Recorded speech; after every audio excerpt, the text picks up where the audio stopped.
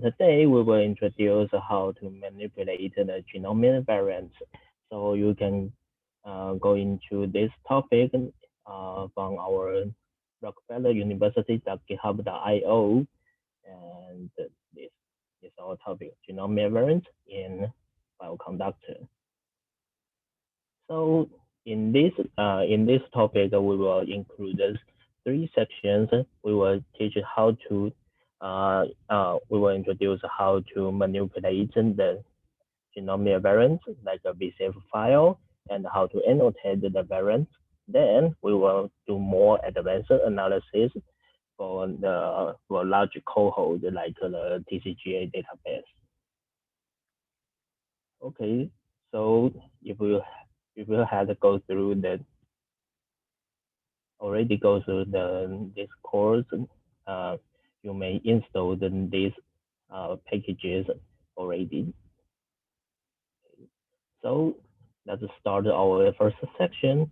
Is about how to manipulate the genomic VCF file.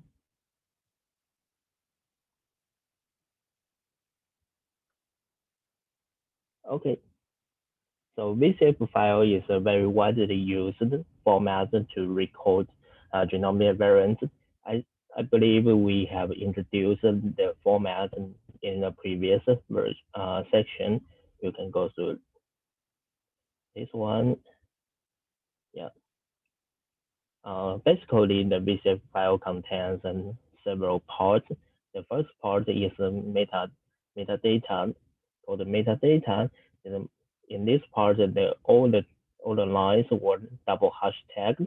It includes the file format. It includes the file format and many detailed description of each abbreviations, and also included the reference we used and the context information. And then the second part is called the fixed information. That means that in all VCF file, they are the same structure. They have a chromosome, position, and in SNP ID or some additional IDs from other database. And then the reference allele, alternative allele, the quality, they have any filter or labeled, just labeled with some information. And then this integrated information like for this position, how many counts, how many depths of this variant. And the third part is called the genotype information. In this part, they are different in maybe different in different VCF files. They contain a format to define the following information, and they include the individual sample information. Like for this sample, the genotype is 00. That means in this sample that the 2 allele are T as the same as the reference allele, and the total depth in this sample is 42. Okay, so go back to our section, the next section. We will introduce in this section, we will demonstrate how to manipulate this kind of VCF file, retrieve all the useful information from the file by using the package called variant annotation. You can find this. You can find this package in bioconductor, and following the instruction, you can install the package. Okay, today we use an example from the this SRA project. I think it's based on the blood cancer sequenced by BGI, and then they're following the many very classic GATK best practice workflow. they align to the human HG19 with the BWA, and they use the Picard tools to make a sort and mark duplicate reads. Then they use the GATK workflow like the best recalibration, make a best quality score recalibration, and then do the variant coding with a haplotype coder. Okay. So today we will use this VCF file as an example. You can find, if you download all our packages, you can find this file in the data folder. Okay, so for this section, we will demonstrate how to load the VCF file into a VCF object and how to retrieve useful information from each field. Then we can differentiate the variant types and retrieve nucleotide substitution patterns, making the trinucleotide motif analysis. I will go to more details later. Okay, so this is our package we majorly use today, the variant annotation. It's a very useful tool in R script. Is a very useful tool. Okay, so how to load the VCF file is just a need to use this command for the read VCF. You can just type in the direct the VCF file name, or yeah, and this genome reference genome version is an optional. You can define you can make like this VCF is HG19. You can define is HG19, or without it, it's okay to load this VCF file. So when you load, they will separate the VCF file into different categories. They have the row range. They have a row range object that we will introduce later that includes the variant position and alternative and reference allele information. And we also contains the info section. They separated the whole info section into several categories, and they also separated the genome information also.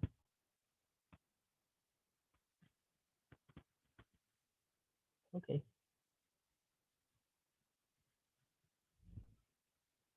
So if we want to know what the contents in this VCF object, we can use the header to retrieve this. Like this, we have the samples. We can know the meta section, whether the meta field contains file format reference we use, the source or GATK command, and the contact information. And then they have some fixed information, like they pass some filter or the alternative allele information. And then some info information contains these information, and then the genotype for each sample contains this kind of information. I will go through more detail in the latest slides. And so if we compare to the VCF structure, if you still remember, the meta field majorly is included in this meta section. And if we want to find this information from fixed field, you can use the row range to point out the variant position, and use the info information to get the integrated information of this variant. And then for each sample, you can find out the information in the genotype field. Okay. So let's start to decipher this VCF file. how many samples in this VCF file. You can use a sample header to get the sample ID of this sample ID is included in this VCF file. So because I just select one sample, so this is the sample ID is just one. And how to what's included in the meta field.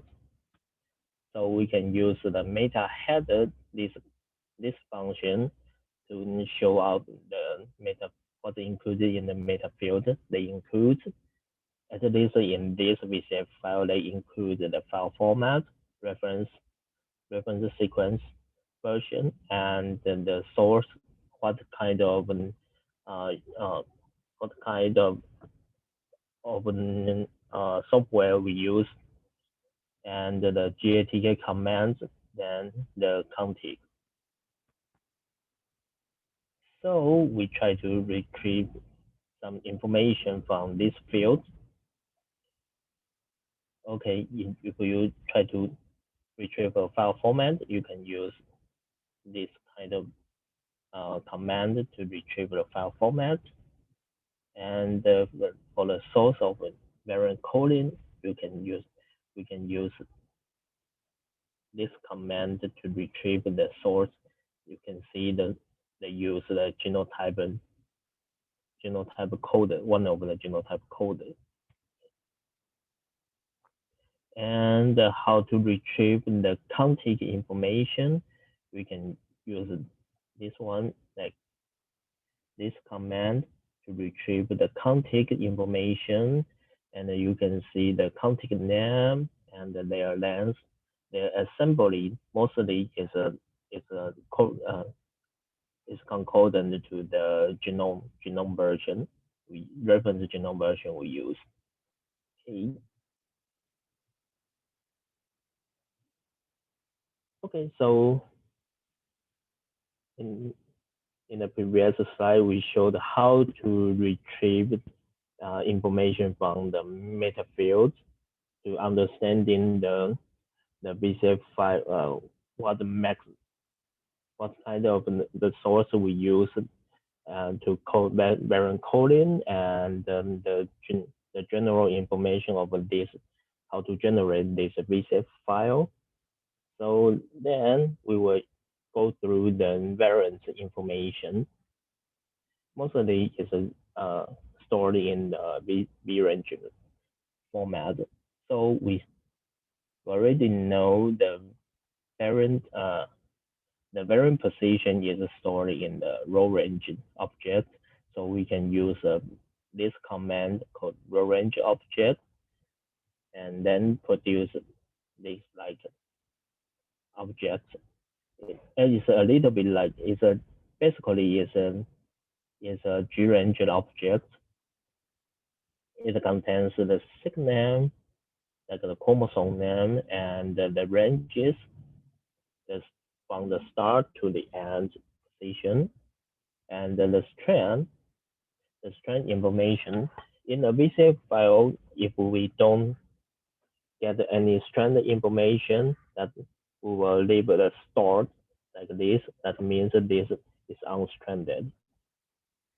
Okay, so we have the reference allele and the alternative allele, and you can see the reference allele is a DNA string set, and the alternative allele is a string set list. Is because sometimes the alternative allele would not be would be more than one type, especially like the variants in mitochondria. They may have more than 2 or 3, even 4 mutation types in the same position. So in the alternative allele, they use a list. Okay. And the variant quality, the quality of variant coding has any filtering. Okay. So in the next few slides, we will show how to retrieve this information and convert them into a table.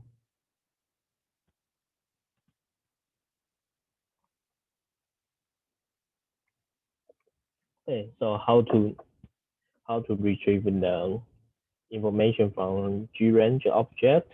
We can get the position information like by using these commands. If we want to retrieve the chromosome name, we can use a seq name.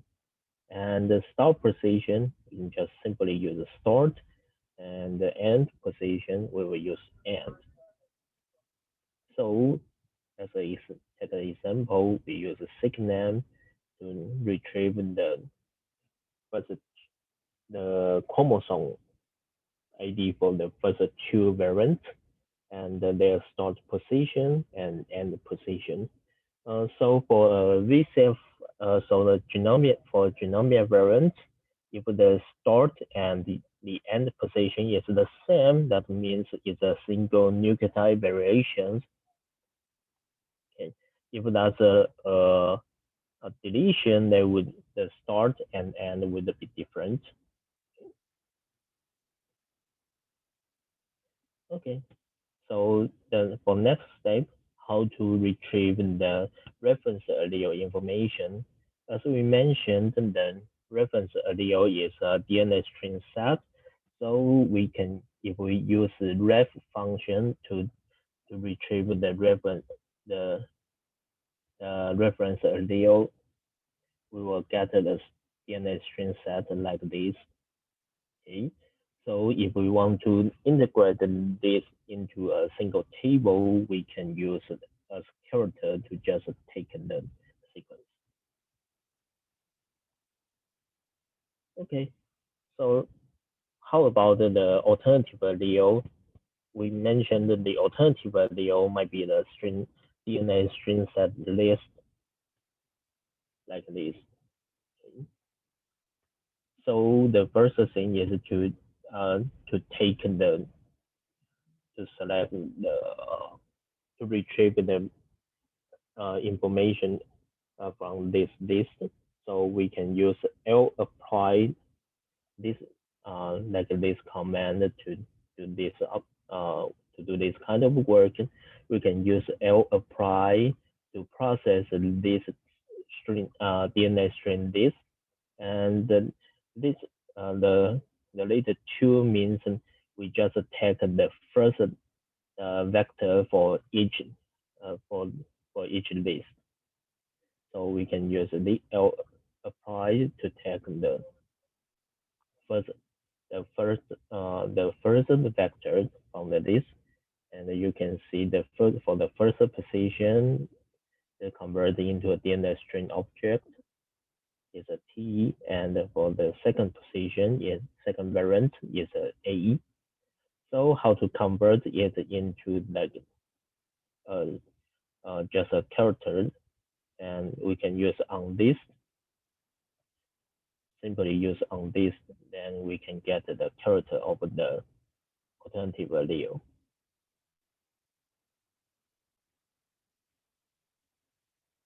So we can through this uh,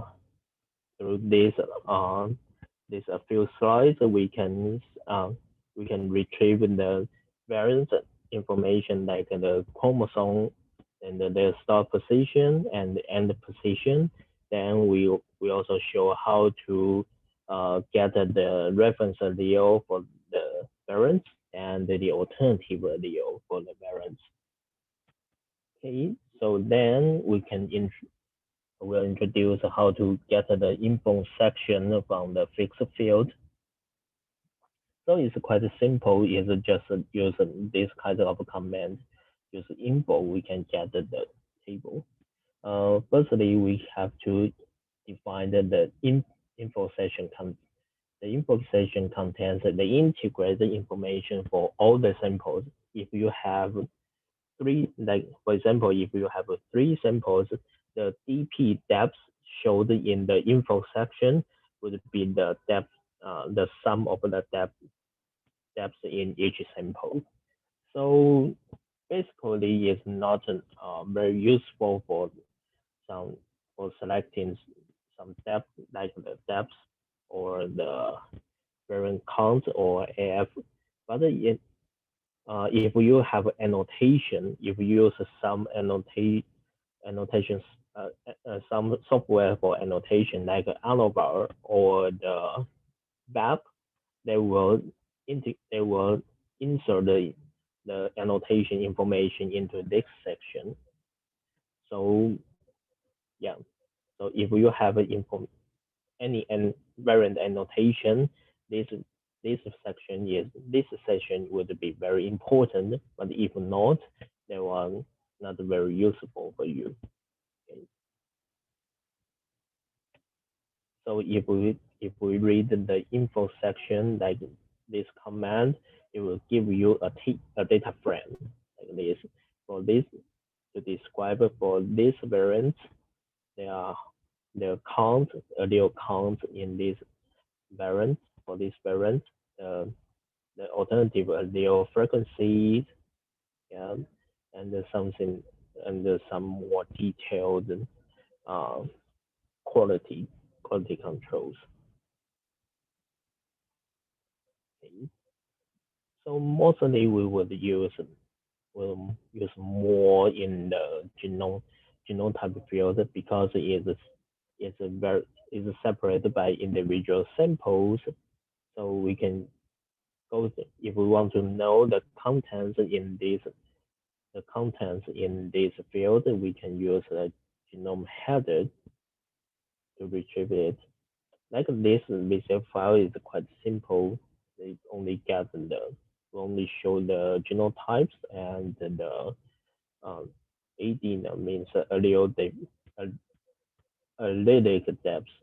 That means how many for this read for this variant, how many reads is support the reference allele and how many reads support for the alternative allele. Okay, so how to get these informations? We want to get the genotype information. We can use the genome VCF object, then $ the GT. You can get the genotype variation for each variant. Like this one, is called is a heterologous mutation for this variant, and also in this variant. So we can just count the genotypes, how many types of genotypes in this VCF file. We can make a table. After make a table, we can see there are 3 different genotypes in this VCF file. Most of them are 0-1. That means a heterozygous mutation, and one allele is the same as the reference sequence. And the second is the 1 and 1/1. That means in this variant, there are homozygous mutation. Both allele are different from the reference sequence. And the 1/2, that means it's very rare, but then it means the heterozygous mutation, both allele are different from the reference sequence.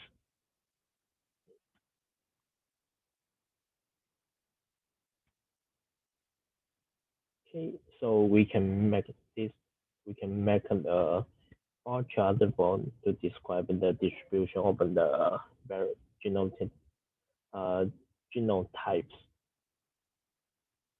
Okay.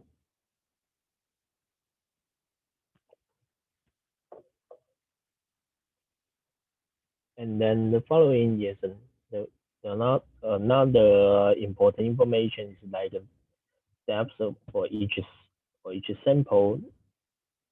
So we can use a $ dp to get this information. Sometimes the depth of each variant would be the first filter to filter out some noise. Yeah. So I think that is a quite important information. Okay, if we get if we get all the depth information for all the variants by using this command, we can make a summary and for this VCF file, they have the median. All the variants has the median depth is 14. I think is a little bit lower, but it's still good. Okay. Usually, I will take the depth larger than 20. That's more reliable. Yeah. Okay, so for this, so how to show the distribution of the depth for each variant? We can use just use the histogram. Yeah. Okay. So the third one is like the genotype coding quality. That means how confident we call it is a variant. It's expressed in the phrase quality score.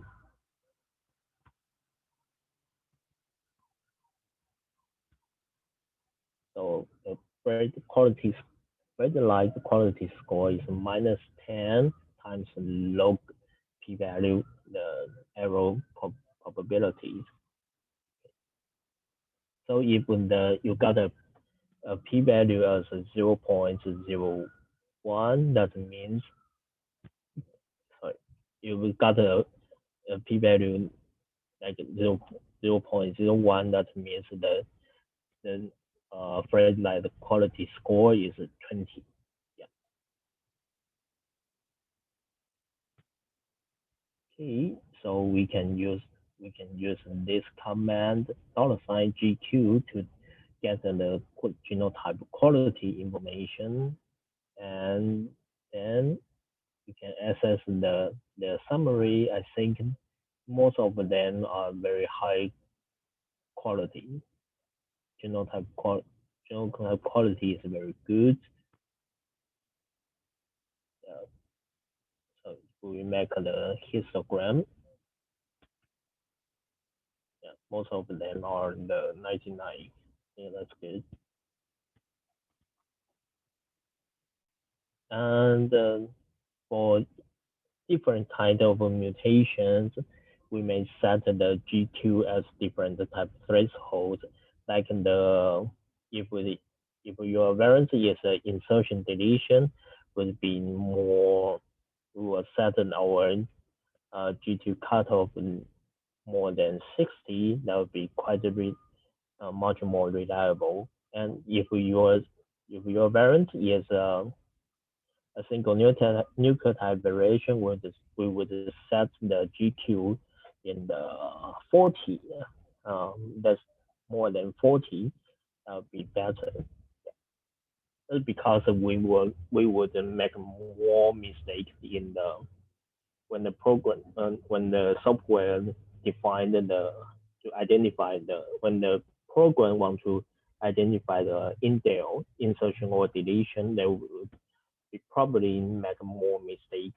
So we set the GQ for this kind of variant much higher. Okay. So next step, we want to integrate all the information for the variants. We know how to get the basic information like the chromosome position, alternative reference allele, and the alternative allele. Then we also know how to fetch the genotype information for each sample. So the next step, we want to integrate them together. So as we mentioned in the previous slide, I will separate the 0, 1. I will separate the 1, 2 this genotype from the 1 or 0 1. That's because this variant, for this variant, both information, both the reference allele information and the alternative allele information should from the alternative allele. Yeah, because they should from the alternative allele. I will show you later. Yeah, just okay. So for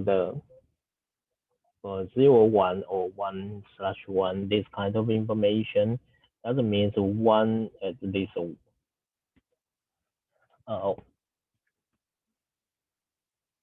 sorry, just start from this 0 1 and 1 1 genotypes. Okay, so we can fetch the chromosome ID from the row range objects and the start position and the position. Then we will fetch the reference allele information. We can use this command and convert the DNA string set into the characters.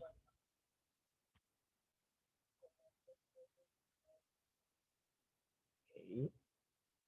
And for the alternative allele, we can use this command to retrieve the first vector of each list, and then convert it into the character, convert them into characters by using the on this.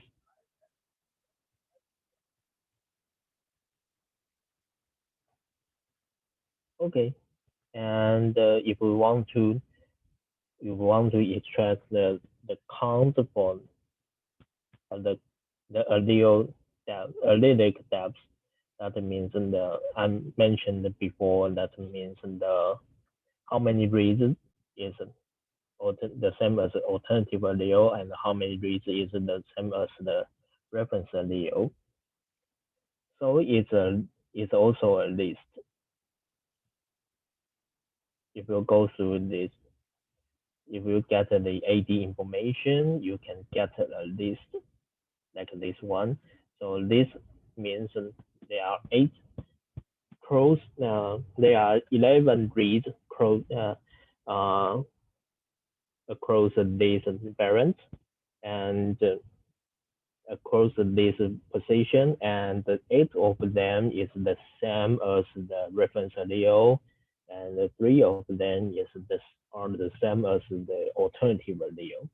So how can we get the count supporting the reference allele? We can use L applied to get the first vector of the list, and use on this like this command.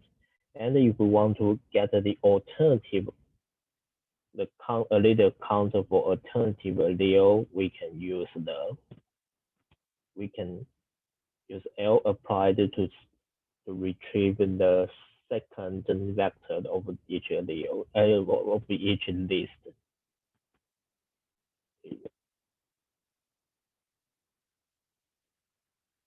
So then we can get the genotype information and the genotyping quality information, like by using this kind of commands. And finally, we can get the integrated table. How about the genotype variant? This kind of genotype variant, because both allele are different from the reference allele.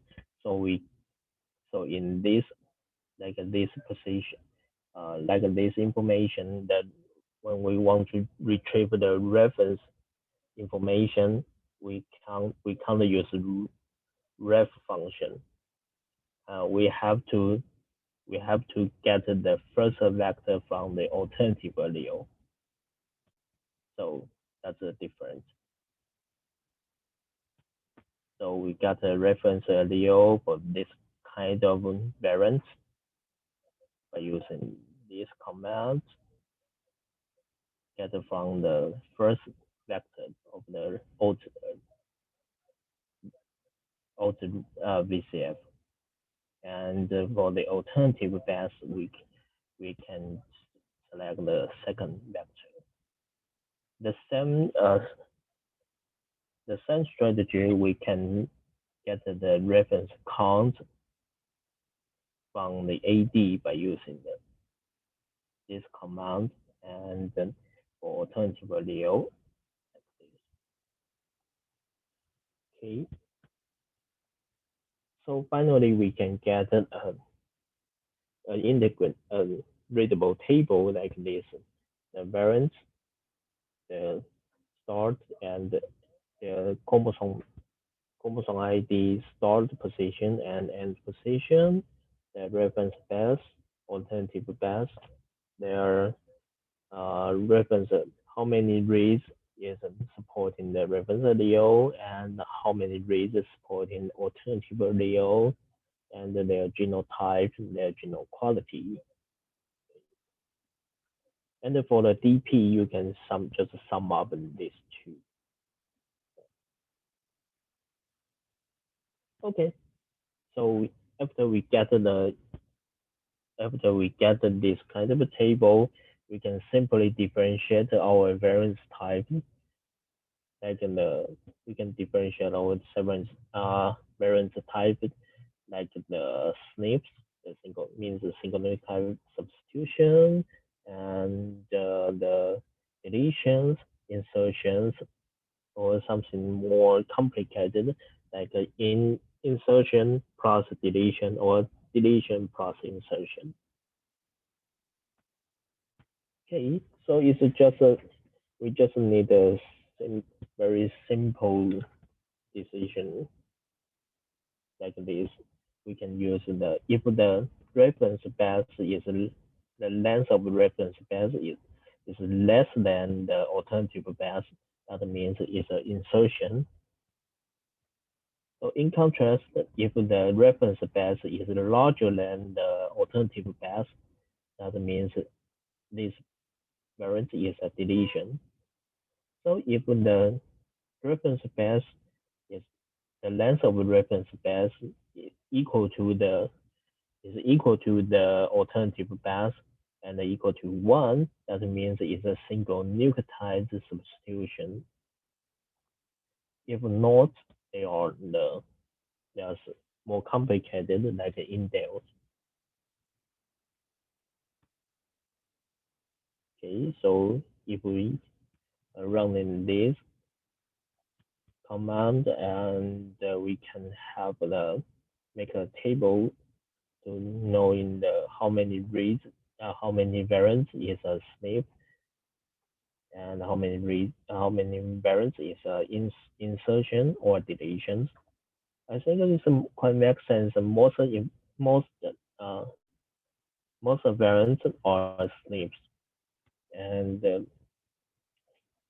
then second is deletion, and then followed insertion, and then they are very rare, complicated insertion deletions. Okay, so we make the bar chart.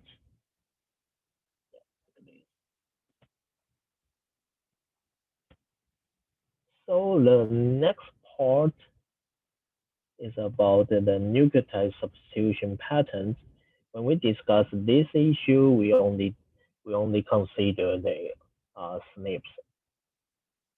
So we have different kind of nucleotide substitutions. Majorly, we can differentiate into two different types. Is a transition or transversion. Transition means the purine to purine or pyrimidine to pyrimidine. If another transversion is purine to pyrimidine or pyrimidine to purine. So for the incidence or the probability they occur, they are more possible to occur sorry, I mean the translation is in natural, how to say that? Sorry.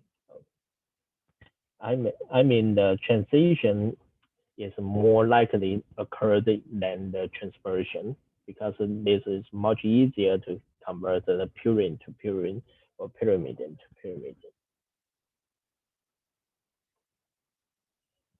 Okay, so we can evaluate the nucleotide substitution type for our variants. We can define the transition is like this: A to G, G to A, or C to T, T to C. Or for the transversion is A to T, purine to pyrimidine, or pyrimidine to purine. Okay. So we can add a column called the nucleotide substitution patterns. It contains the reference base and the alternative base. Okay. Then we compare this. We can decide it's a translation or transversion. Okay. So we can get the brief summary about the nucleotide substitution of this variant of this VCF file. Make a table, and based on this table, we can draw a bar chart of the ggplot like this. Okay, so we can see more in this sample, most of the mutations are the A to G or G to A, C to T, or T to C. They code this kind of variants. This kind of substitution are so-called transition mutation. Transition, and the others are transversion. So we can also sum up the transition and the transversion. How many transition transversion in this VCF file, and then make a bar chart so you can see the transition is much more than the transversion. Okay, so this is the final part of this section. We call the trinucleotide motif analysis. The trinucleotide motif, that means for each variant we retrieve the sequence nearby these variants from the -1 to +1. And why we introduce the trinucleotide motif is because sometimes the trinucleotide motif may have some biological meaning, like for example, the APOBEC is a deaminase leading to the C to T substitution, but is not in all C to T substitution. Mostly is in the motif. It's working on the motif of T between T and W. W means the A or T. So even the proportion of in the sample, if a proportion of this kind of trinucleotide is large, is in the proportion of this kind of motif in overall C to T substitution could reflect the APOBEC activity. If the APOBEC activity is very high, we can see the proportion of this kind of motif is much higher. Okay. So we will show more in application in our session 3. Yeah, here we just simply to introduce how to retrieve the trinucleotide motif in the next make a simple calculation. So if we want to retrieve uh, the sequence, we have to load several libraries like the BS genome library and the genomic feature and the string or library. Okay, so the first thing we can make the we can convert the we can convert the row range object in the name of the row range object. So we just take the name and separate them in by the position into the position and their genotypes and sorry their variant types, and then we can retrieve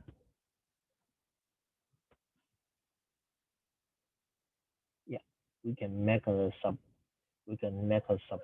of the row range object. We just take the C to T mutations. So you can see here we got the uh, row subset of a row range object. It only contains a C to T mutation. Then we can use this command get sequence get seek this command to uh, to get the sequence to fetch the sequence from the specific position. So we have to define it is a human sapien genome and the the chromosome ID, then the start and the end. So we for the trinucleotide motif we have to uh, retrieve from the -1 to the +1. Okay. So we can get the trinucleotide pattern like this. Then we can get the calculate um, the count for each trinucleotide pattern and then briefly make the bar chart. So we mentioned the APOBEC, the Apple APOBEC only working on the TCW. Then, so that means the trinucleotide, the first is TCW, TCA, or TCT. But in this sample, we can see the mostly abundant is ACA or ACG. So it's probably so for this sample, the APOBEC activity would not um, enrich or not be activated. So for more, so if we want to get it more clearly, we can make a count. We can okay. We can calculate the our trinucleotide pattern in is in the TCW or not, and and we know that in the TCW is a TCA or TCT, others would not. So we can make the bar chart like this. So there are only, I think, 1 in 5 or less than 1 in 5 is an APOBEC the trinucleotide pattern is an APOBEC target. So this so for this sample is not the APOBEC is not enriched. It's not also means the APOBEC is not activated in this sample.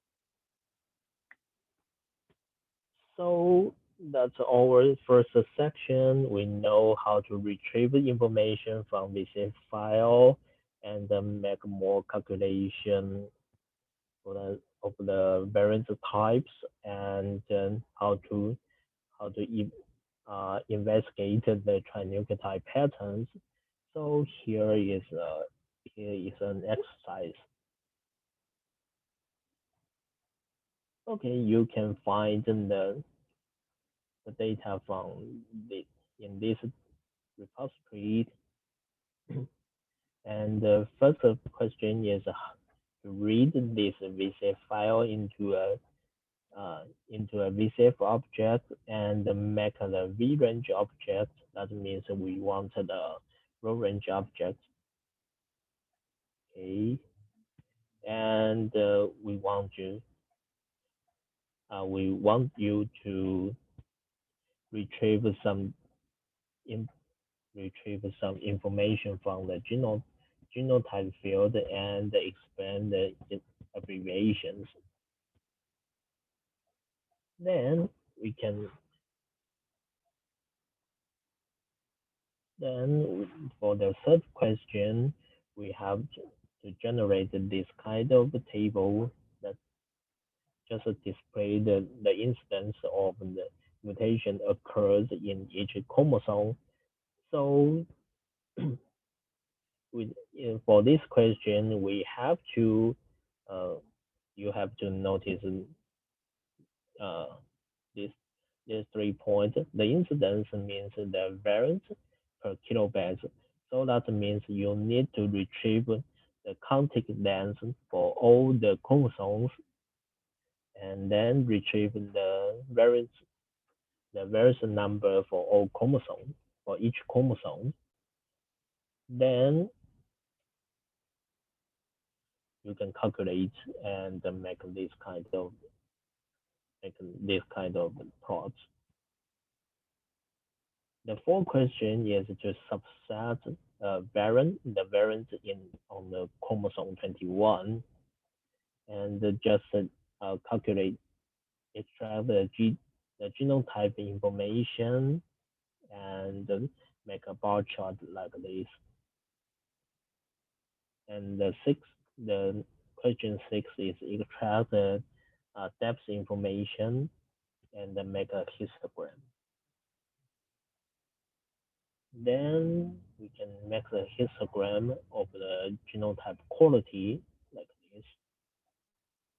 The eighth question is to generate an integrated table of all the variants on the chromosome 21. On the chromosome 21. And then the ninth question, the question 9 is just to display differentiate the SNP in the insertion, deletion, or other complicated substitutions, and then make the bar chart.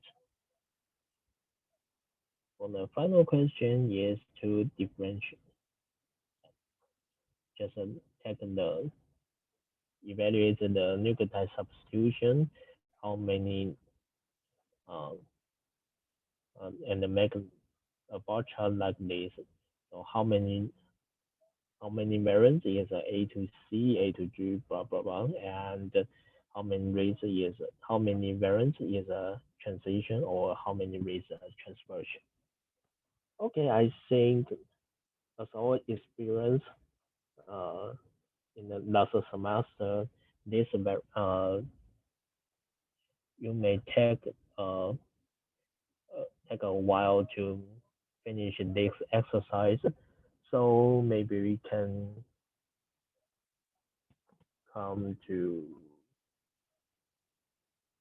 come back at 12 o'clock, and then we can just simply go through the answer of this. So just have a look about this exercise. For the first question, to read a VCF file and make a V-range object.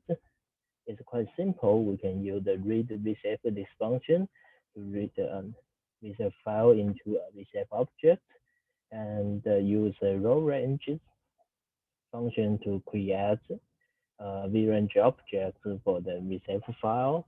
It's quite simple. And then we have to extract how to extract the genome,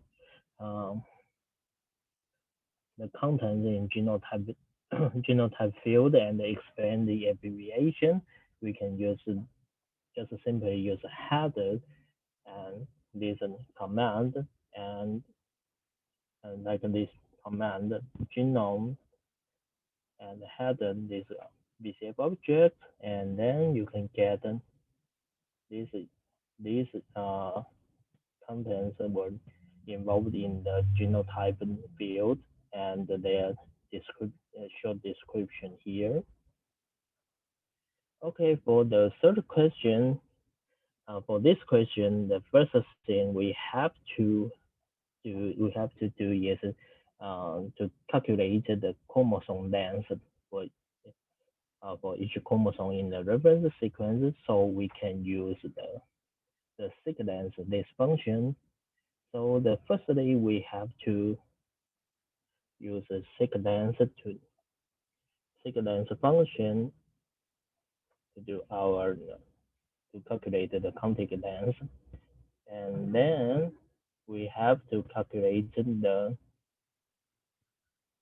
mutation number, the mutation count in each chromosome. Yeah, we can simply just take the count of use the table function and use the table to count the variants, in each chromosome. And then we have to calculate the incidence. That means for each chromosome, there are variants per kilobase.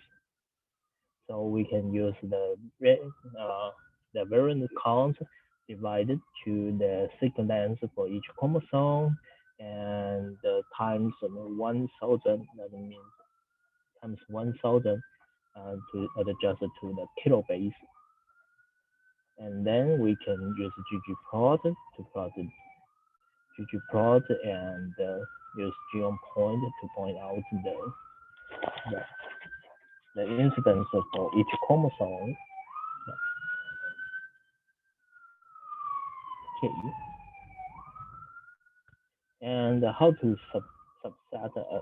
subset the variants on chromosome 21 is also quite simple. Just select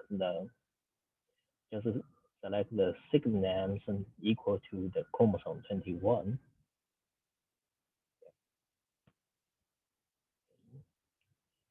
So how to extract the GT information from the VCF file, from the VCF subset, and make a bar chart. So as we mentioned, we can use genome with genome function and $sign the GT to get the GT information for the VCF file, and make a table to count to calculate the variance in each genotype and then use the ggplot. We can generate this bar chart. Okay, so for the same, we have to extract the depth information from the genome type field, like this one, and then make a summary. Then we can use the ggplot and plot the histogram. Remember to set the x to scale the x-axis as log 10, as log 10. Yeah. So you can use scale x log 10, this command to do this. Okay, so for the genotype quality, we can also use this command to select the genotype quality, genotyping quality from the genotype field, and then make the histogram with ggplot. Okay. The eighth question is more complicated. So for this question, we have to separate our genome, our variants into two genotypes.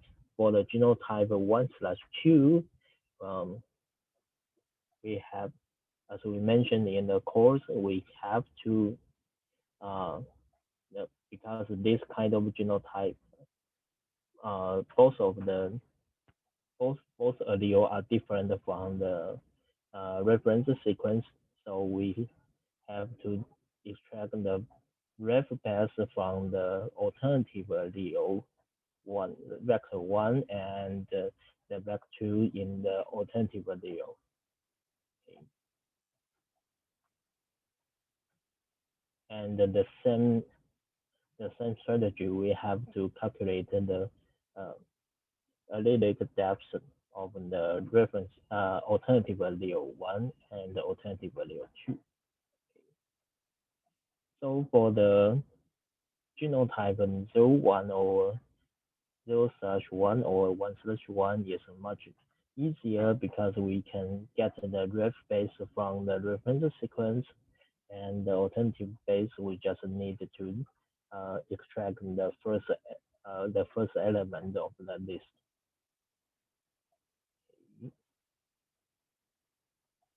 So we can get the table, integrated table like this. So based on this table, we can calculate we can estimate the variant types is SNP, insertion or deletion or others. Like the decision we make here, if if the length of reference allele is less than alternative allele, is an insertion. If the reference allele is larger than the alternative allele, we say that it's a deletion. If both of alternative allele and the alternative allele are equal to 1, this means this variant is a SNP. So we can calculate it like this and make a table to count each mutations, each type of mutations, and make a bar chart. Okay, so for the nucleotide substitution, we only focus on the remember we only focus on the SNPs, and the transition is purine to purine, pyrimidine to pyrimidine, and the transversion is pyrimidine to purine or purine to pyrimidine. Okay, so like this strategy, we can annotate our nucleotide substitution, and based on the nucleotide substitution, we can differentiate either transition or transversion. Okay. And based on this table, we can make a bar chart for each nucleotide substitution or for transition or transversion. Okay, so that's our section 1. So we will start at the next session at 1 p.m. Yeah. Okay, so let's start our next session. In this section, we will talk about how to annotate our variants. Yeah. So yeah. So as I said, we will focus on the variant annotation, how to how to annotate our variants with the RFID from the SNP database or the consequence of amino acid changes.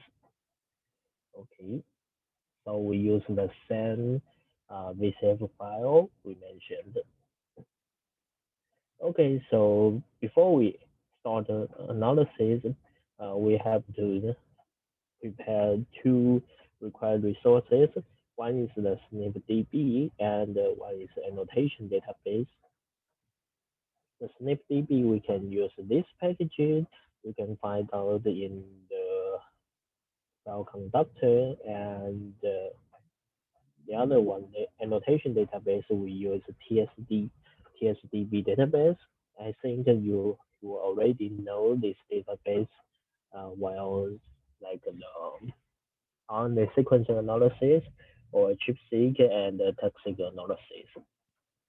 Okay, once you installed these packages and just load these libraries, and then we can start the analysis.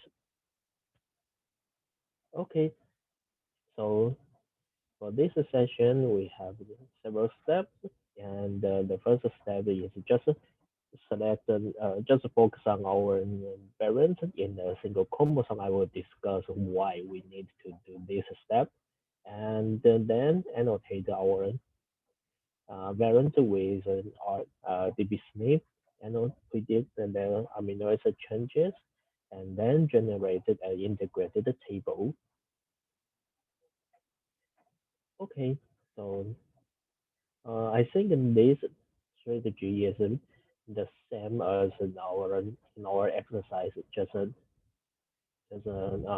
focus on the chromosome 1. Okay. So you can choose the name of chromosome 1, okay, and build up the uh, VCF subset and the row range object. Okay.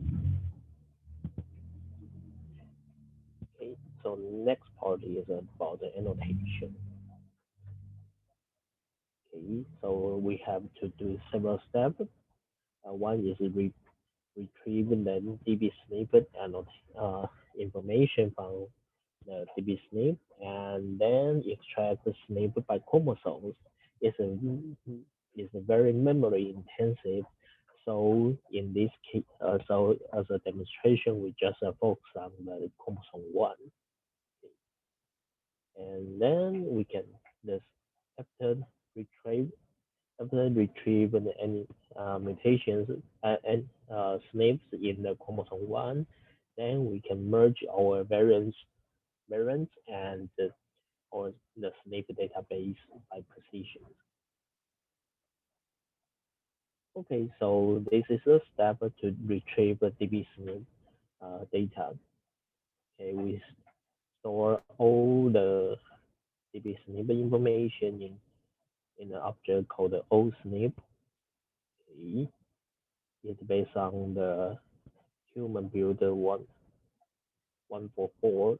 Okay, is reference genome is GRCH 37. That means HG19. Okay, how to retrieve the SNPs by chromosome? We can use this function called SNP by SNP. Okay, so if we use this function SNP by SNP, and this is the first argument is our SNP database, and then the second one is what is the SNP we want to explore. But if you directly type this command, you might get an error. That's because you got an error like this. Okay, so what happens? So so if you meet this kind of uh, error, you can check 3 different things. One is the sick label, because that might be because the SNP database and our row range object is not their sick label is not matched, or the sick label style is not matched, or the genome version is not matched. So then let us check it out. So we can use a sick label to investigate the row range object. Our variant is the seq label is like this: chromosome 1, 2, X and Y and M. And then if you check the dbSNP, you will see that they don't have a CHR, and the mitochondrial chromosome is empty, not M. Okay, so that's the difference. And we also have to check the seq label style. In our variant is a UCSC style, but in the SNP database is an NCBI ensemble style. So that's also different. And for the genome, our genome is HG19, and there is a GRCH37 is also different. But we know they're just different. They just use a different name. Yeah. Because this is NCBI's version and this is UCSC version. Okay. So what should we do is to change our names to fit in the SNP database, then rebuild our range object like this, and change our seq labels. Okay, change our range object so we can make the if we use a seq if we use a SNP by in the seq name and run this again, we can get the object and without any error code, error message. And you can see you can find out the this this range object contains all the uh, SNPs in the chromosome 1. So in this position, there are ID and there are Y means C2T mutation, and for this position, there has a SNP ID and it's the W is A to T mutation substitution. Okay, so the next thing is to change our SNPs to the UCSC style and the genome to the HG19 style.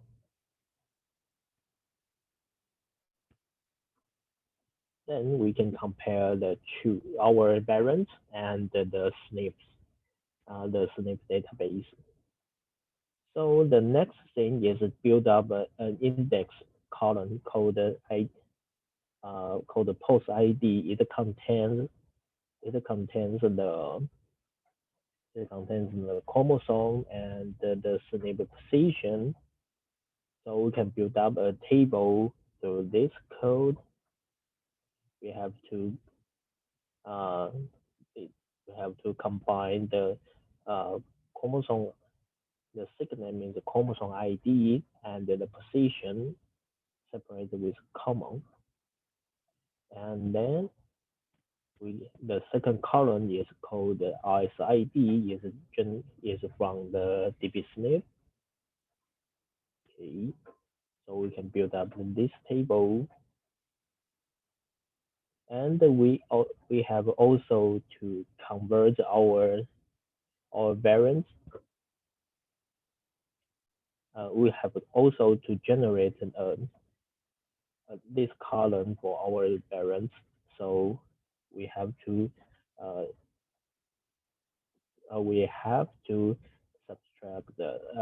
extract the chromosome ID, start and end position, ref allele, alternative allele, and then based on this information, we can take the chromosome ID and we can pass a chromosome ID common the start position to make the index column. So like this. And based on this column, we can merge in our variant and the SNP database.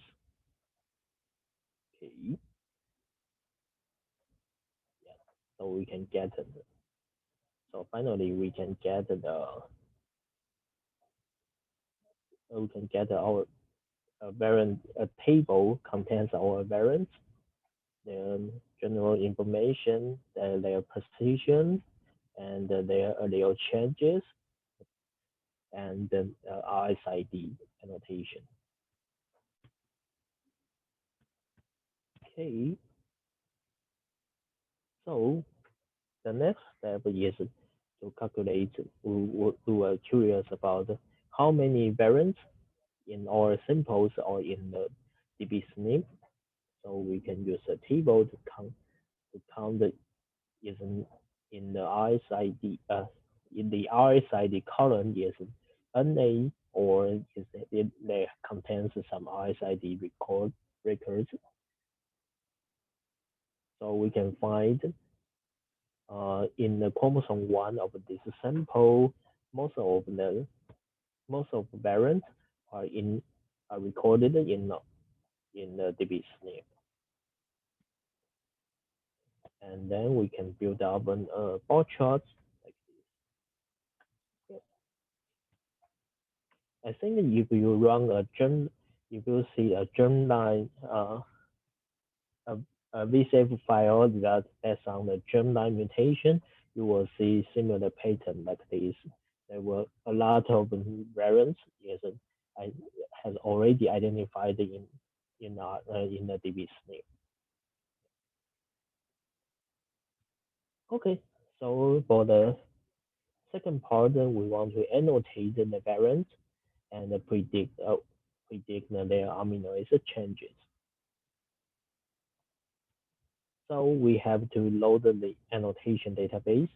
Here we use a TSDB database, and we only use this single function called predict coding. They can automatically calculate the position of the variant and what their position in the codon is could effect on amino acid changes or not. Okay, so for the same, we have to load our TSDB library. Okay, that's the content of the TSDB library, and then we can run a single command called predict coding. Yeah, use this function, and we only calculated the variant in the chromosome 1 and this annotation. And our sixth source is the H sapien, or in this case, our source is the H sapien. We will get a lot of warning, but it's just because of some conflict, because the annotation is a conflict. So that should be fine. Okay. So after the result, um, will return the a V-range object like this. The variants, uh, which chromosome and which position, and it's the gene is the positive strand or minus strand, then the ref allele or tentative allele, and then they would located in the CDS number 700 764, and they would affect the protein amino acid number 255. Okay, and this is a gene ID, and we know it's the consequence. The consequence is non-synonymous mutation. Okay, because it calls the GAT to GGT, and it would cause amino acid change from DD is aspartate to glycine. Yeah, so it's a it causes amino acid changes, so it's a non-synonymous mutation. Okay, so as we mentioned in the last session, we can extract all the information from we want from this V-range object. Okay, and we will also add the column called the amino acid changes. It's based on the nomenclature, the genes nomenclature, mutation nomenclature. So for amino acid changes, we have to say is a protein peptide from the reference peptide, like this one is D in the 255 at the position 255 to G. Okay, so the reference amino acid, the pro peptide peptide position, and the alternative amino acid. Okay, so we will get this kind of table for this variant. Is location, nucleotide changes in which genes, and the TSID, the transcript ID, which transcript ID, and the type is synonymous. It's the is a peptide from at the 255 position 255 is from D to G mutation. And you may confuse about this table. I mean, it seems these variants are the same, but uh, they have a duplicate. They duplicate is just because they separated by the TXID. For the different transcript ID, they would list one line. So if you have a single position is in the cluster or in the genes with a lot of different kind of transcript or isoforms, you would get a lot of this in the just for a single variant.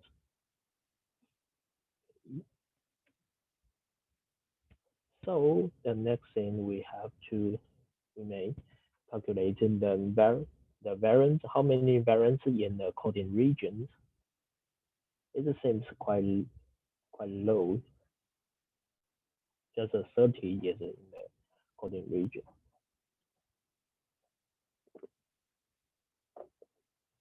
Okay, so we also curious about the mutation types in the coding region, so we can calculate the mutation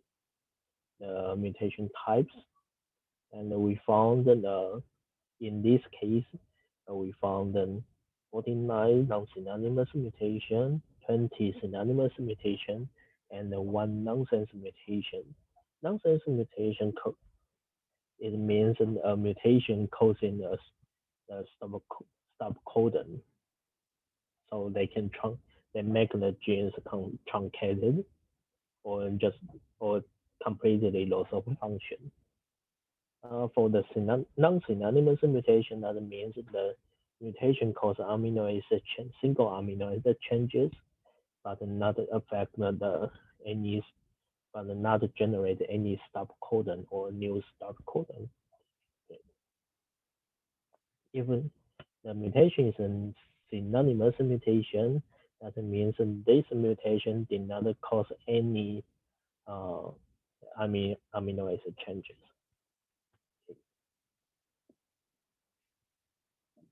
So, so we can make the bar chart like this. Okay. So in this case, most of them are non-synonymous mutation. I think that's fair because it's from a tumor sample.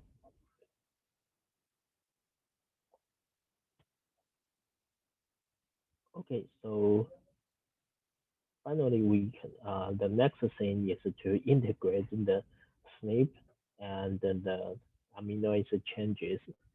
So we can just use this command to simply match match the variants.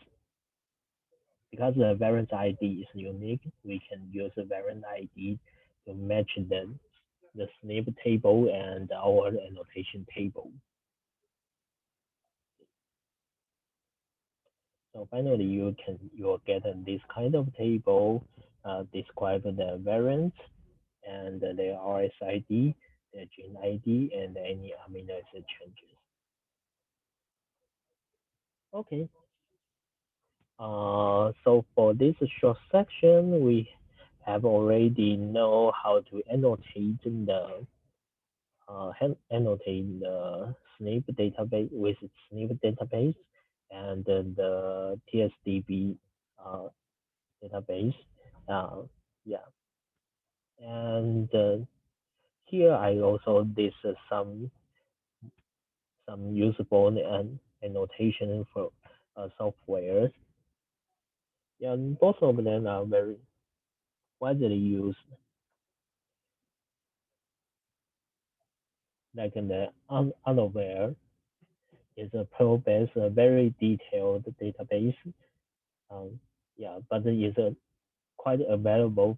Is a very good database for very good and detailed database for human genome, but maybe mouse genome is okay, but it's a little bit drawback for other genomes. Like if you study the object is a monkey or others like zebrafish, unaware would not be a good choice.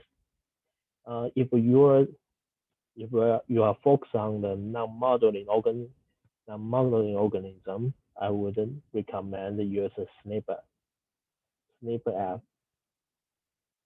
is a Java-based software. It can support more than 38,000 different kinds of genomes, like the species. So I think that's good. That would be also a good way to annotate your variants. Okay, so this is a very short session, and we also have a very short exercise here. Okay, so the first thing is to annotate the amino acid changes with TSDB. Okay, so for this one, for this exercise, please subset the variants in chromosome 21. I think you have done in the exercise of last session, and then use that VCF file to annotate to predict the variants, uh, the amino changes of these variants, and then calculate the variant types in the coding regions, and then is annotating the dbSNP database, annotated with dbSNP database. Remember, we have to change our seq label with to check the seq labels, seq label style and the genome version are comparable. Okay, then you can get the you can calculate how many variants are recorded in the dbSNP or not. Okay. So I think right now is 1:30, so maybe we can have a using 13 half hour to finish this exercise, and we will go through this exercise briefly at 2 o'clock, and then we will enter the our next section. Okay. So the same, if you have any question, please leave a message in at the chat. Yeah. And we will come back at 2 o'clock.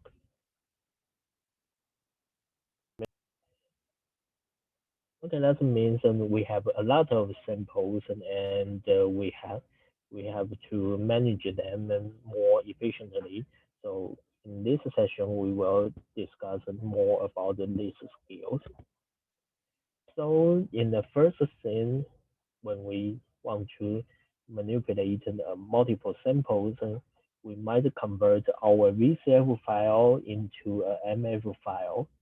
I think we mentioned in previous session, the MF file is a tab delimited text file. It contains several information like gene symbols, gene ID, and something like which where we produce this sample, produce this analysis, and the genome version we use, the position of the variants, and the consequence is in the splice, like this one is in the splice site, or they lead to the non-synonymous mutation, also called missense mutation. It's a SNP insertion, deletion, or something else. And there are allele changes, the the sample ID, and the protein amino acid changes, and the transcript ID. So we can integrate based on this structure. We can integrate all of our samples together into a single single huge data frame. Okay, so the MF file is widely used in some in some database, like in the cancer genome atlas, the cancer genome atlas database. They always they use the MF file to record all their mutations in the tumor tissue. So here in this section, we use the acute myeloid leukemia data set as an example. So you can find the MF file in the data repositories. Okay. So for this session, we will demonstrate how to handle the MF file with the MF tools and get a summary of the set by sample or by genes. Then we can make some functional analysis and a mutational signature analysis. Okay, so the first part is working with MF files. So as we mentioned, the MF file is a tab separated text file. So we can also use a read them or read the table to read the table in R. So like this command, we can get the data frame like this. Okay, and we can do some simple analysis, like if we want to calculate the, uh, the mutations for each sample, the mutation count in each sample, we can use this command, just use table to count the mutations by samples, and then make the histogram. So you can see just a few patients has a much higher mutations than others. Or we can also use another tools like MF tools. Is you can find this packaging on the bioconductors. It can support a several cool visualizations. Another and functional analysis. We can demonstrate data. Okay, so we can load our MF file into a MF2 object. We read MF, just read your MF file. It can be zipped or unzipped, it's fine. They can recognize this then MF file. So we can get this object is an MF object. Okay. They have when you load your MF file into the object, they will print several information here, like how many silent mutation or synonymous, also called synonymous mutations in this identified in this data. Okay. And so they have several they provide several functions to get some summary. So the first is get a sample summary. Will be uh, use this function. We can get the matrix contains all kinds of mutation in each for each sample, and then for the get gene summary, we can get the matrix. We can get a matrix contains all kinds of mutation in it for each gene. So let's find out. Let's have a look. So how many mutations in each sample? To answer this question, we can use get a sample summary, this function, and then we will get the matrix like this. The, okay, the first, I mean, maybe it's a data frame would be more accurate than then we can get a data frame of the mutation class in each sample, like this one. For this sample, for this patient, they have 5 friendship insertion and 1 in-friend insertion, 25 missense mutation, 2 nonsense mutation, and 1 splice site mutation. The mutation in the splice site. Okay. And overall 34 mutation identified in this patient. Okay, so for the next patient, we can also know there has there are friendship deletion, missense mutation, nonsense mutation identified in this patient. Okay, so we can convert this data frame into for a ggplot. For the table can fit into the ggplot. So here we use the reshape. We use melt this function to convert this table into this kind of table.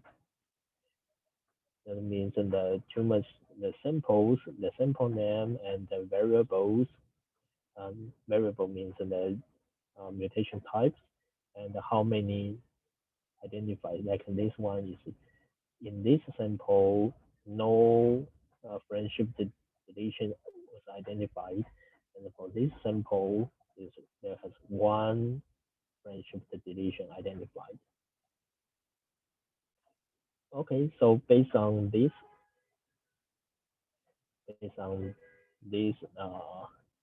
table, we can also calculate the proportion of mutations in this sample. So like this one, in this sample, there has a 25 overall 25 mutation identified in this sample. There are 1 friendship mutation, so it means 4% of 4% of mutation it's 4% of the overall mutations in this sample. Okay. So we can make use this table. We can make a bar chart by ggplot. You can see for all the patients, they have several mutations, and we colored by the different type of mutations. And if we want to see more clearly, you can change the count into the proportion. So every sample will be in the top 100%, and you can see for every sample, the missense mutation is most abundant for every sample.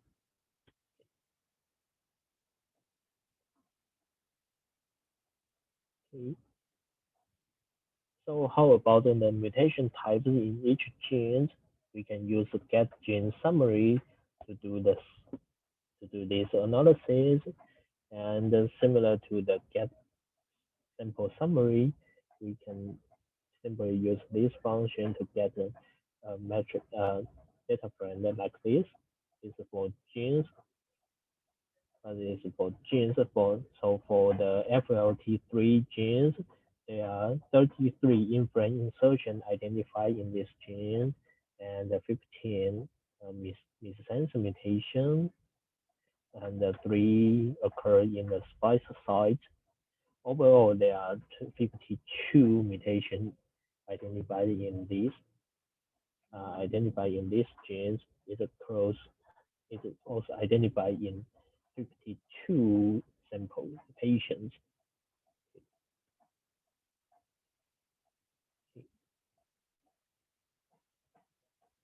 So based on this information, we can also draw a bar graph like this. Yeah.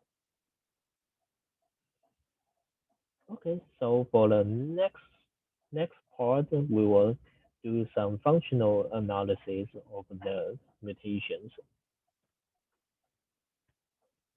So the first question we have to we may curious about is there any mutation hotspots in this uh, in this data set or in the given genes? Why this is important? Because the most activating mutations has a mutation hotspot. For example, like a KRAS mutation, it would lead to the permanent activated KRAS activation. So for this kind of mutation, they usually mostly they occur in the G12, G13, or Q61. But even yeah, but then in contrast, for the loss of function mutation like TP53, you can see that this kind of gene mutation would be spread in the entire gene, so they would not have the mutational hotspot. So if we want to see the mutation is in these genes is accumulated in specific hotspot or not, we can use a lollipop plot to figure out figure out this phenomenon. So the lollipop plot is a single function like this. Use this, and we have to assign the genes, the amino acid changes column we use, and do we need to show the mutation rate, and we label the older position or just a several specific position, and then we will get the plot like this. So the NRAS mutation in the acute in this TCGA data set has a 7.77%, and most of them are identified in the G13D or G12D or C substitution, and then we can also identify the Q61 substitution in just a few samples. So that means it's very clearly for the NRAS gene, there are three mutational hotspots in the G12, G13, and the Q61. During the exercise, we will evaluate the TP53, and you can see the TP53, the mutation in TP53 is covering entire genes. So you can test your interested the gene you are interested in. So the next step, and then next we may curious about any interaction between even two mutations. Sometimes we will find the mutation mutually exclusive. That means the genes would be, if one mutation occurred, it would not in a patient, you would not find another genes occurred in this patient. Usually, if the two mutations as exclusive, that probably means their function is they play the similar role or the similar function. So either one mutation would cause the tumor progression or cause the disease. So they don't need to mutate both of them. And in other cases, if if two mutations always occurred at the same time, that would mean they have the synergistic effect for the cancer. So that's like the two keys. If you if the only when the two when the two keys insert the lock, you can activate you'll be unlocked and activate the process. Yeah. So we can use the uncle plot to evaluate the gene.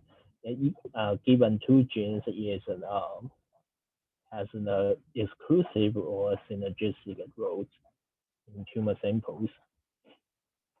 So for example, like this one, I just took the top 5 mutated genes in the AML samples, and you can find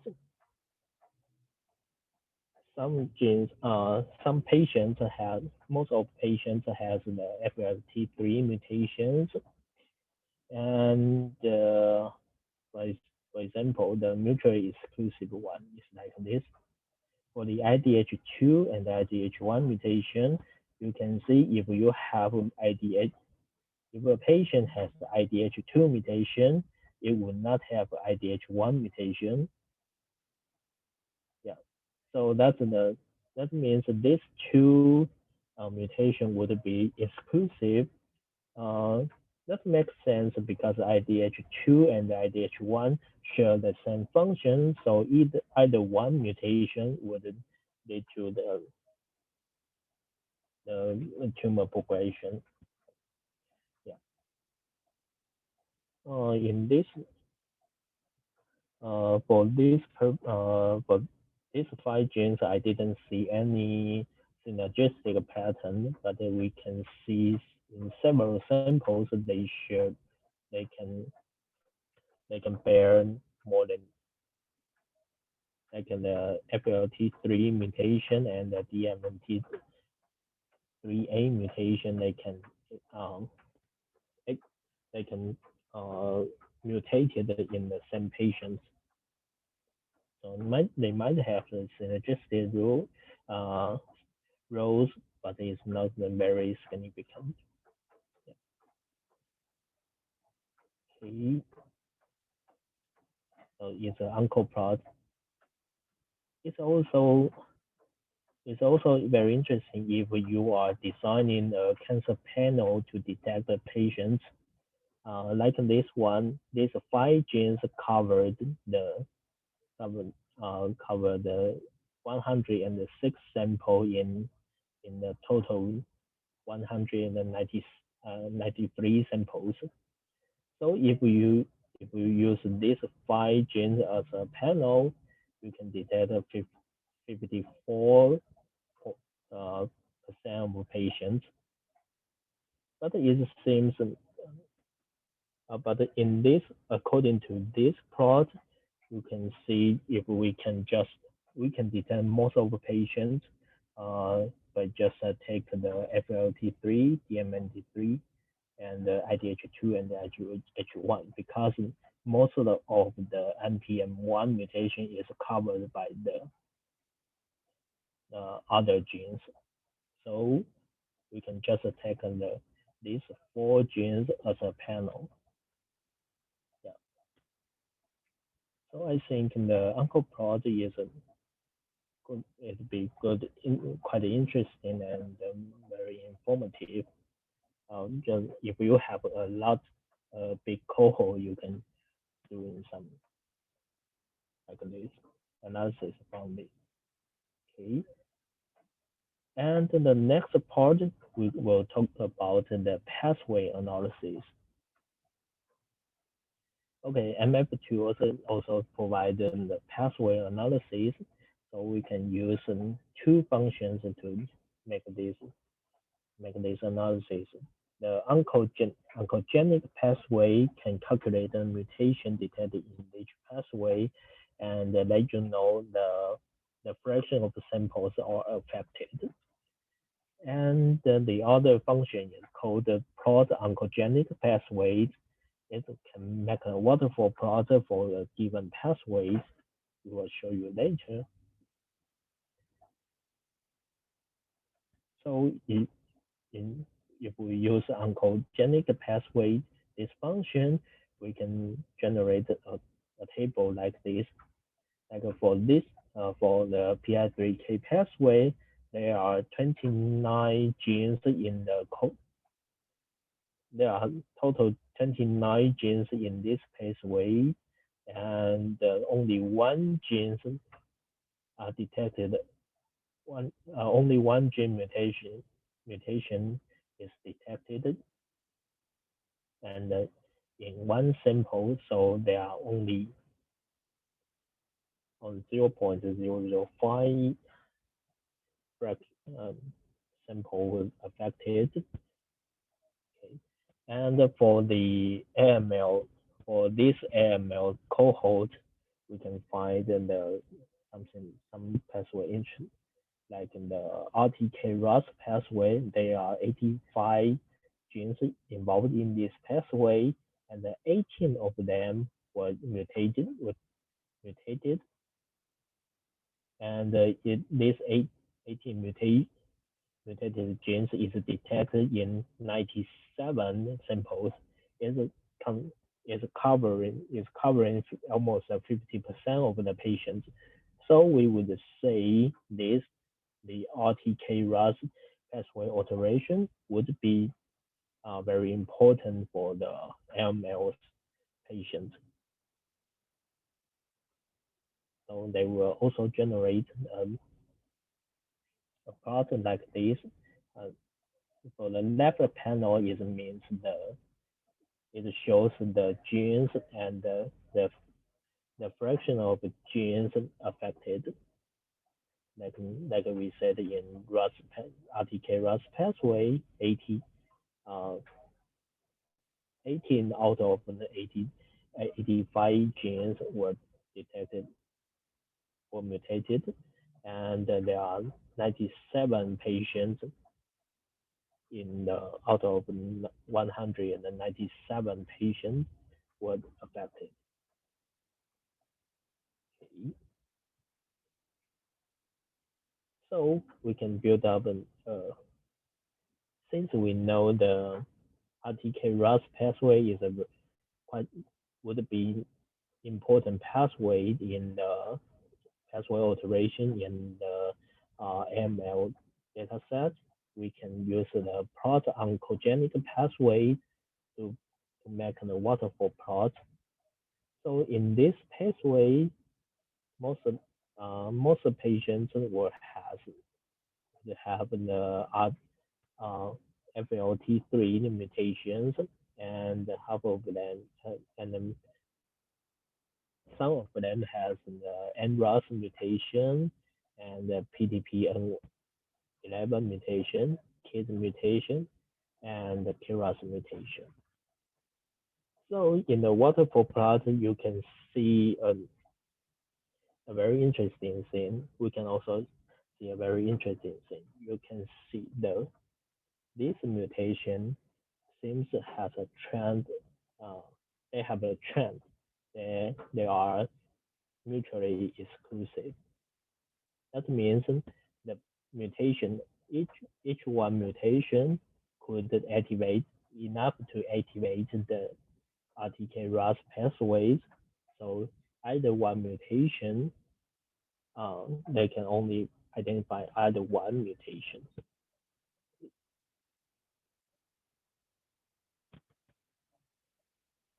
Okay, so in the previous part, we know how to load we know what's the MF file format, and we can use the MF tools to make some summary per sample or per genes, and then we can also do the functional analysis like the hotspot analysis. We can also make an uncle plot to see any interaction between genes, gene mutations, and we also know how to make the uh, gene enrichment pathway in enrichment analysis. So the next part is about the mutational signatures.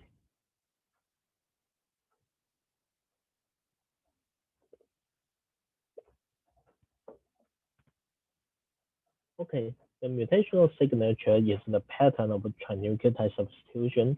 We already mentioned in the session one. Okay, the pattern would reflect to the exposure to spontaneous or enzymatic deamination or the defect of gene DNA repair, etc. Okay. Here is an example of the study how uh,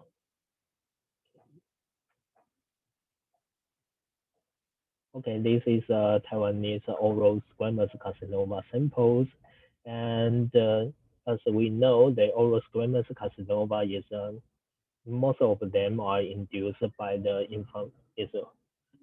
inflammation, in, induced by severe inflammation or something. So we would we would expect their mutational pattern is very complicated. So we can't identify any hotspot or something. So we have to another strategy to identify this. We use a mutational signature, go through the mutational signature, and using this signature, we found APOBEC is uh, this en- APOBEC, this enzyme activation is very important to the oral squamous carcinoma. Is a very important issue for the oral squamous carcinoma. It affects their prognosis and the cancer formation and the prognosis. Yeah. So this is a strategy to identify it, especially once you don't have you didn't identify any market and any any hotspot or uh, any gene hotspot or something you can use you might try the mutational signature to try to figure out use another way to figure out your cohort would be get some more information. Okay, so how can we get the mutational signature do the mutational signature analysis? Uh, The first step is to evaluate the nucleotide substitution pattern, and calculate the trinucleotide changes, and then estimate the signature difference compared to the genome, compared to the database like in the cosmic database. Then we can compare the signatures and the gene mutations. So as we mentioned in session 1, we can separate our mutational our single nucleotide substitution into the transition or transversion. As you remember, we use several code steps to get the bar plot for the samples, but in the MF file, in the MF tool, we can simply use a single function called TITV, and then we can get to make the single nucleotide substitution analysis and the plot and get a plot. So just a single step, we can get a summary plot like this. How many genes were C to T mutation, T to C, or C to A mutation, C to G mutation, and how many genes how many mutations is a transition or how many transversion. So as we mentioned in session 1, most of the substitution is occurring in C to T substitution, and then most of the mutation are transition. And then for the MF tools also provide you a plot like this. For each patient, they have how many proportion is a C to T mutation or all kinds of mutations. So that's quite simple and very useful information. Okay. So the next step, we have to calculate the trinucleotide substitution patterns. They also use in MF tool, we also use a single function called trinucleotide matrix. In this function, we have to use our reference genome, so we have to load the BS genome library, and we have to assign the map objects and search for the chromosomes, and we have to we have to assign our reference genome as a BS genome object, so they can calculate, they can make the calculation and estimate if any APOBEC enrichment score or something. Okay, so finally you can get the matrix. You can get a matrix. We have 188 samples. There are 96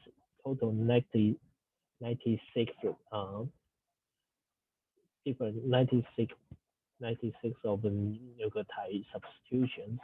So I just take one sample for the example. So for this sample, they have one C to T mutation in the C between the C and the T. Sorry.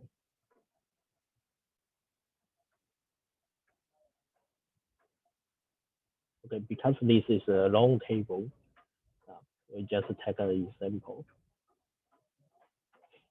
They also has a C to T mutation occur in CG, between C and G. So if we take if we extract the trinucleotide pattern for one sample, then we can make the bar chart like this. Sorry. So, so in this part, I will take the sample like this one, this patient, and try to convert their trinucleotide pattern into a bar chart. So we get the trinucleotide pattern for this sample, like this one, and then we can get and then we have to calculate. We can separate the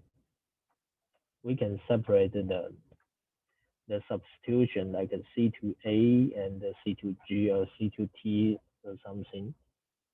So like this one, we can separate it by categories, and then we can see in this ggplot we can see there are most of the mutations are occurred in C2T, and they just occurred several several type of trinucleotide. Okay, so what's the pattern means? What the pattern means? So if we want to know this pattern, we have to compare to the database like Cosmic database. But before comparison, we have to do some analysis, do some do some analysis. So the next um, I will describe it in the next step. So for this step, we have to, before we compare to the database, we have to estimate the number of signatures, total number of signatures identified in this cohort. So we can use the estimate the signatures, this function to estimate how many signatures in found in this cohort. So we can set our trinucleotide matrix here and how many signatures we want to test it, and then set out the p-value. Okay, so we will get a confinated correlation. That means how many clusters would be faithfully to represent the original data. Yeah. So you can see if we separated two, it can describe 96%, three is around 96%. If we separate the four, it would be down to the 90, lower than 90. So as this kind of confidential correlation analysis, we will know that we will understand maybe we can separate the signatures of three.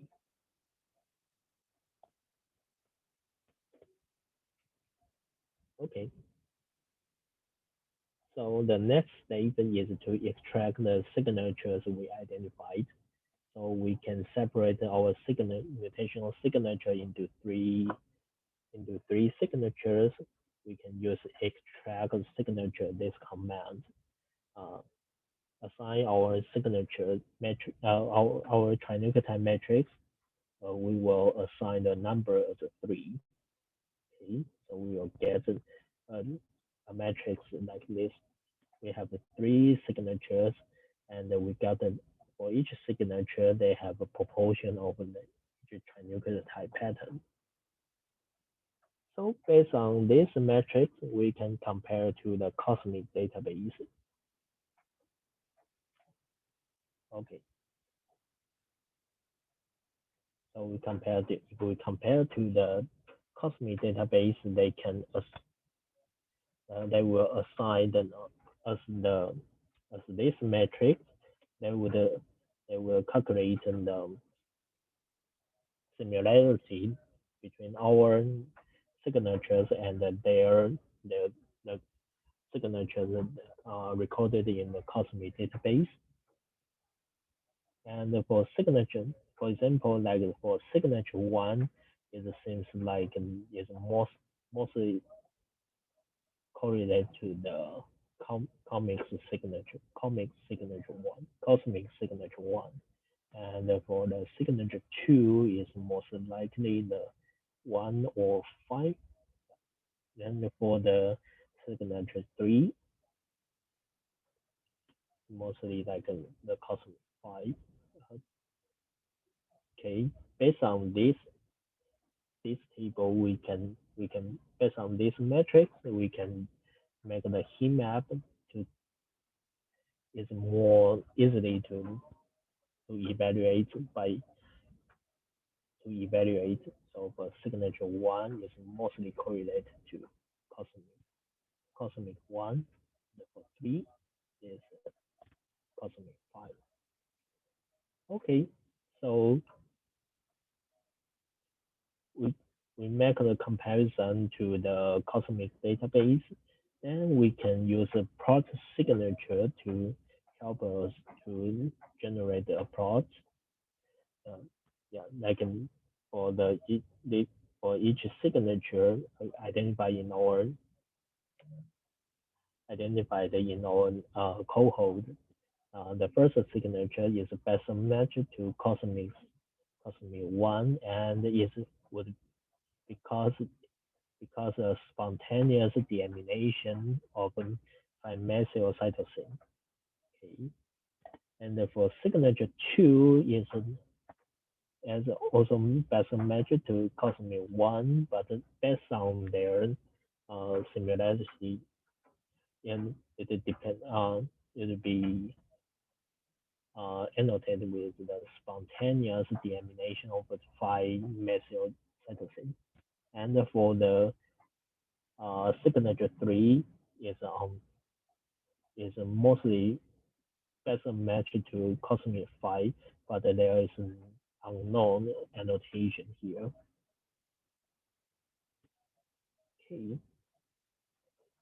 In cosmic database, they has many different categories. So this in this signature we use in this analysis we use legacy, but we can also use another database like the SBS to get more information and compare to the legacy database.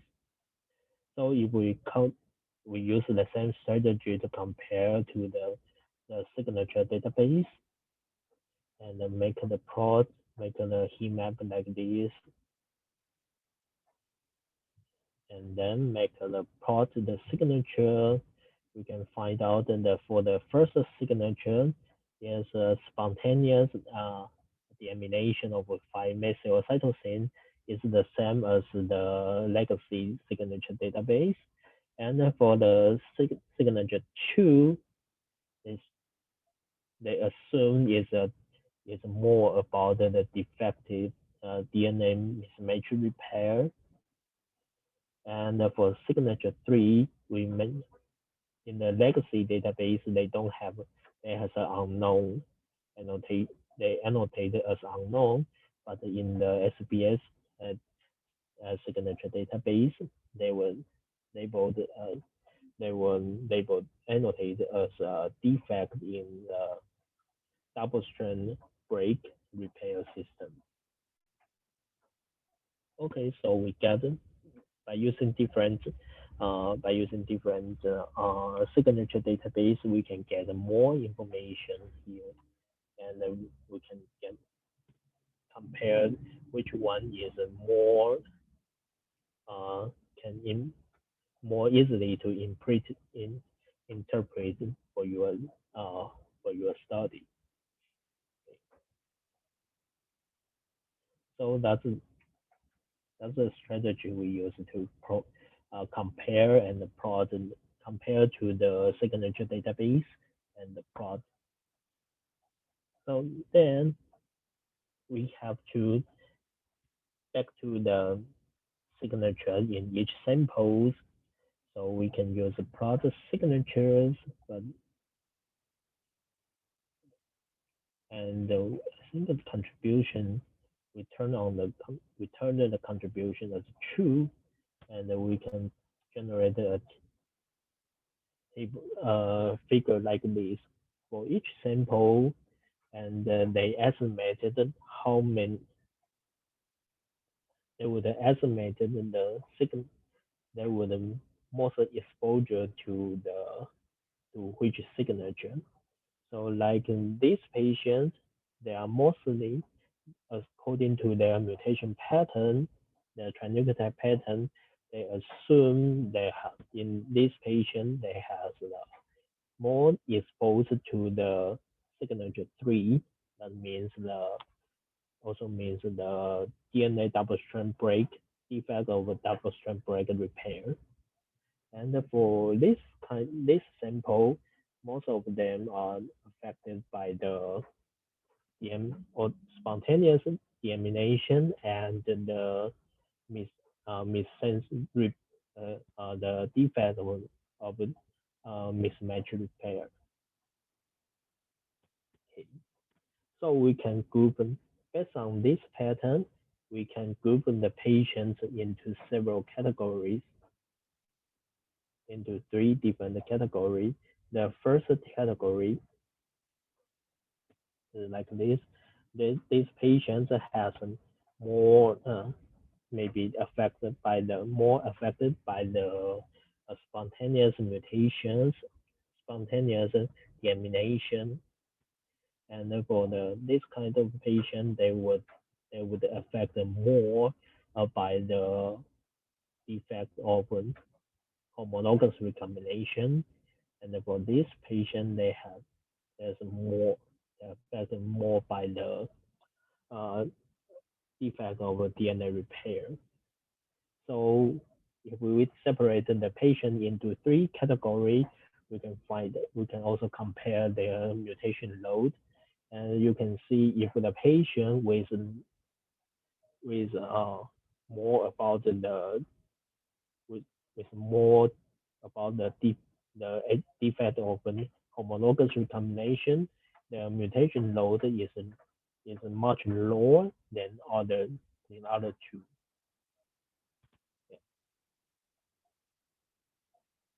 Okay, and then since we separate the patient into 3 different categories, we can also try to find out if there are any gene mutation associated with these categories.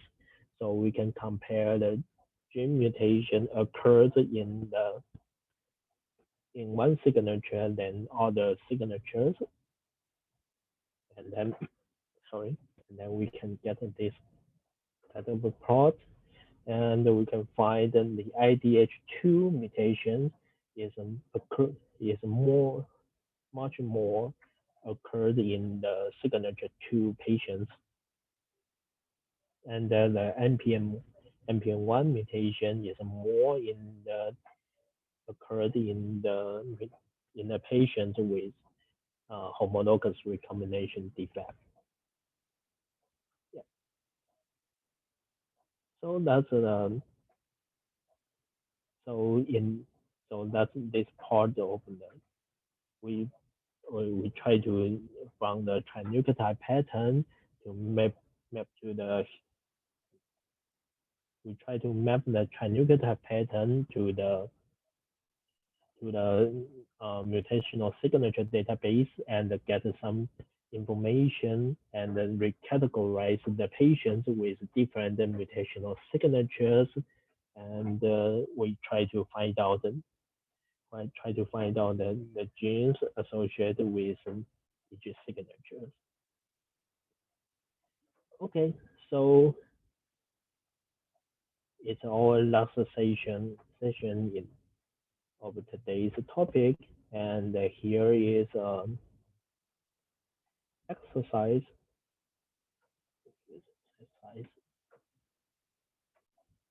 So you can find out the MF file for this session.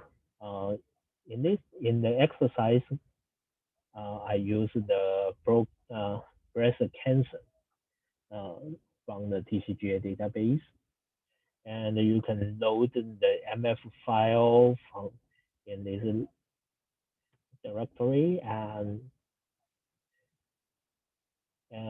make some.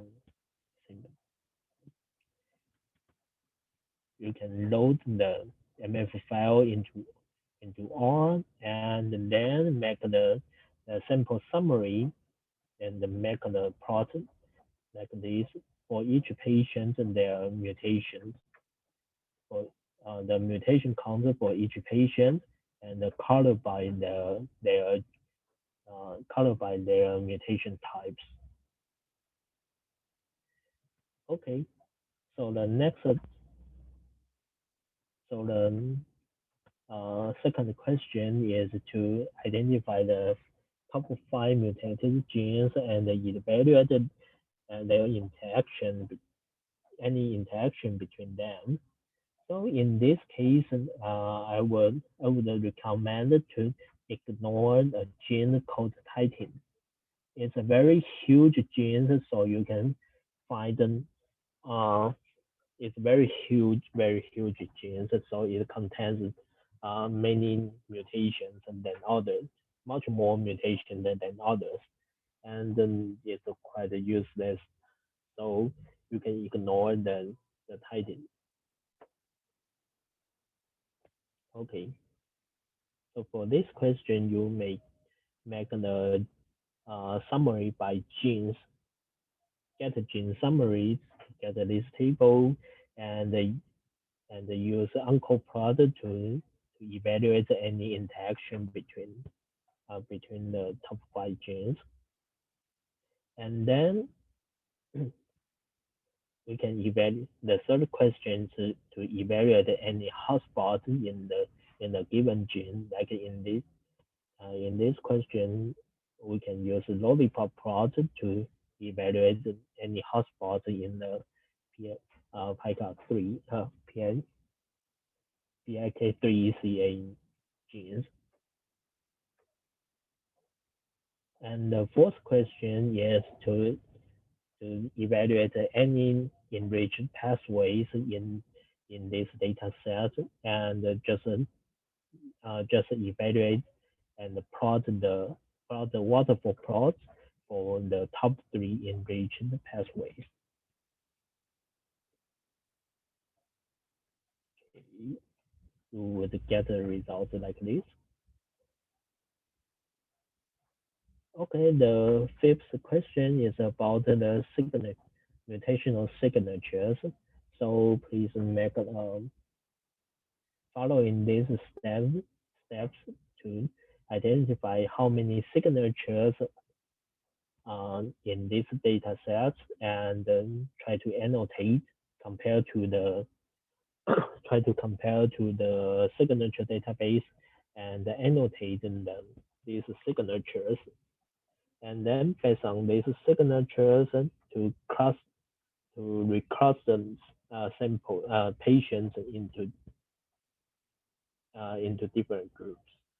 Okay, so I think you may take 1 hour to finish all the. We may need 1 hour to finish this exercise, so I will still here around and I will discuss about the exercise at 4 o'clock.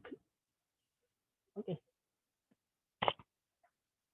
So thank you for your attention about today's section. If you have any questions, please leave a message on chat or email to us. Okay.